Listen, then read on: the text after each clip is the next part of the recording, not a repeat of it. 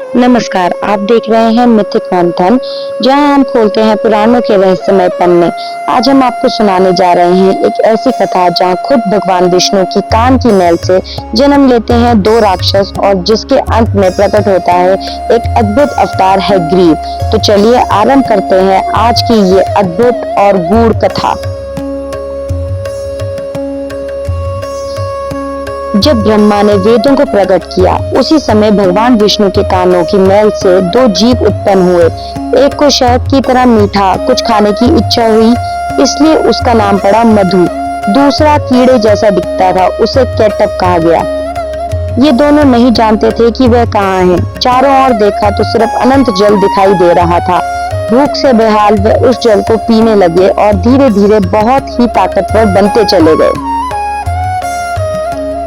जैसे जैसे उनका शरीर बढ़ा, वैसे ही उनका घमंड भी बढ़ गया। अब उन्हें लगने लगा कि इस पूरे ब्रह्मांड के मालिक वही हैं।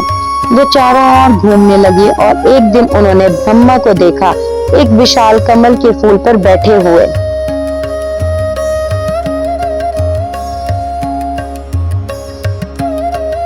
दोनों भाइयों ने ब्रह्मा को घूरते हुए पूछा, तू कौन है? कैसे उस कमल पर बैठा है जो सिर्फ महान आत्माओं के लिए है? ब्रह्मा ने कुछ नहीं कहा। ये चुप्पी उन्हें और भी गुस्सा दिला गई। वे बोले, या तो तू नीचे उतर कर हमें अपना स्वामी मान, या फिर युद्ध करके साबित कर कि तू योग्य है। ब्रह्मा फिर भी शांत रहे। तब मधु और केटप ने उस कमल की डंडी को हिलाना शुरू कर दिया ताकि ब्रह्मा नीचे गिर जाएं। ब्रह्मा ने फूल को कसकर पकड़ लिया, लेकिन वेद उनके हाथ से छूट गए और पंखुड़ियों के बीच से होकर नीचे जल में गिर गए। दोनों राक्षसों ने वेद उठाकर जल के नीचे छुपा दिए। अब वह धमकाने लगे, हम सब कुछ नष्ट कर देंगे जो तूने बनाया है।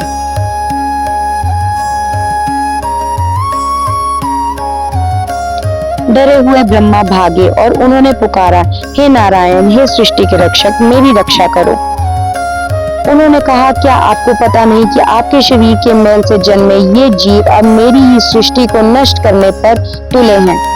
अगर आप ही मेरी रक्षा नहीं करेंगे तो मैं सृजन का कार्य कैसे पूरा कर पाऊंगा? लेकिन उस समय विष्णु गहरे योग निद्रा में थे, एक ऐसी नींद जो जागने और सोने के बीच होती है, जहाँ कुछ सुना ही नहीं देता। ब्रह्मा चीखते रहे मगर विष्णु नहीं जागे। मधु और केटप हंसते रहे पर विष्णु अडिग रहे।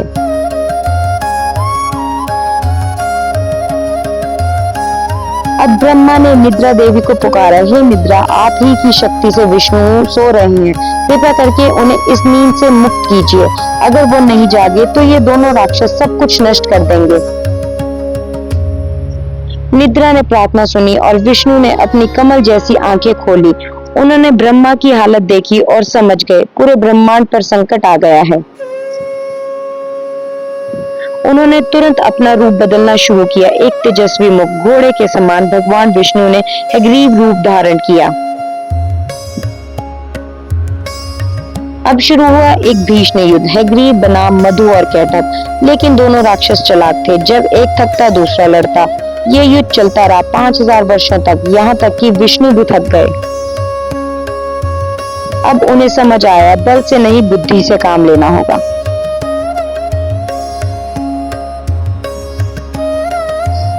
उन्होंने अपनी गदा नीचे रख दी, हाथ जोड़कर बोले, तुम दोनों महान योद्धा हो, मैं तुमसे बहुत प्रभावित हूँ। मैं तुम्हें एक वरदान देना चाहता हूँ।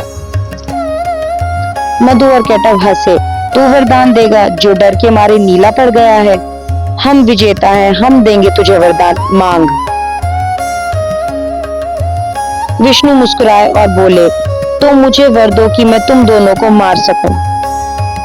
सन्नाटा छा गया। दोनों समझ गए कि वे चाल में फंस गए हैं। अब बचने के लिए उन्होंने कहा, अगर हमें मारना है तो उस जगह मारो जहां जल ना हो।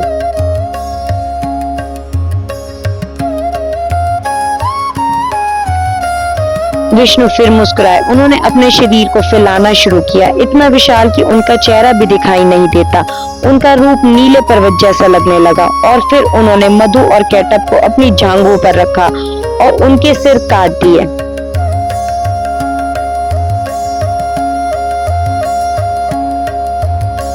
इस प्रकार विष्णु ने मधु का वध किया और कहलाए मधुसूदन। ब्रह्मा बोले, जितना मैं रचता हूँ उतने ही विनाशकारी बल पैदा होते हैं। विष्णु ने कहा, शायद मैंने कुछ नहीं किया, सृष्टि ने खुद को मेरे माध्यम से बचाया। फिर विष्णु ने उन राक्षसों के मृत शरीरों से मेद निकाली और ब्रह्मा से कहा, इससे पृथ्वी का निर्माण करो। इसलिए पृथ्वी को मेदिनी कहा गया और इसकी मिट्टी को कभी नहीं खाया जाता। बाकी शरीर के भाग 12 हिस्सों में बट गए और बने पृथ्वी के 12 टेक्टोनिक प्लेट्स। ब्रह्मा फिर सृजन में लग गए, लेकिन उन्हें पता नहीं था कि संकट अभी समाप्त नहीं हुआ है, बल्कि ये तो बस शुरुआत थी।